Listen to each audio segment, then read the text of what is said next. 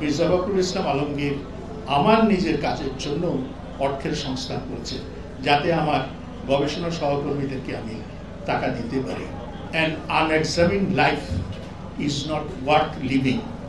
মাহফুজুল্লাহ জীবনটাকে সে এক্সামিন করতে চেয়েছে, কারণ আমার এই বয়সে আমার পক্ষে নিজের হাতে লেখা সম্ভব হয় না, সেই জন্য ডিকটেশন দিয়ে যায়। যে ডিকটেশন নেয় সে সরাসরি কম্পিউটারে সেটা তুলে ফেলে। এই কাজটি করার জন্য তাকে তো একটা পারিশ্রমিক দিতে হয়, সেই অর্থ তো আমার ব্যক্তিগতভাবে নাই। ওই যে কোটি কোটি টাকা মানুষ করেছে, সেই করার সুযোগও আমার কখনো হয় নাই, সেটা ভাবিও নাই। এবং বাকি যে জীবনটা আছে সেখানে এই ধরনের কিছু ঘটুক, সেটা আমি একেবারে আন্তরিকভাবে চাই না। মাহফুজুল্লাহ আজকে আমাদের কাছে নাই, আমাদের জীবন থেকে সে হারিয়ে গেছে। তারপরেও আমি বলবো সক্রেটিসের কথা, an unexamined life is not worth living.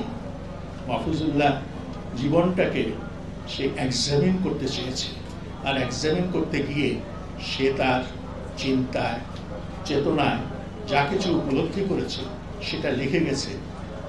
সে নাই, কিন্তু তার কীর্তির জন্য সে অমর হয়ে থাকবে।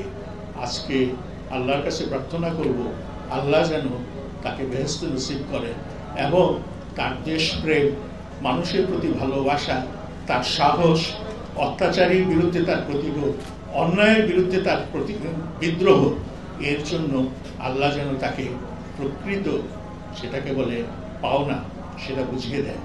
এটাই আজকে আমার প্রার্থনা আপনাদের সকলকে। কবিতাটা আমি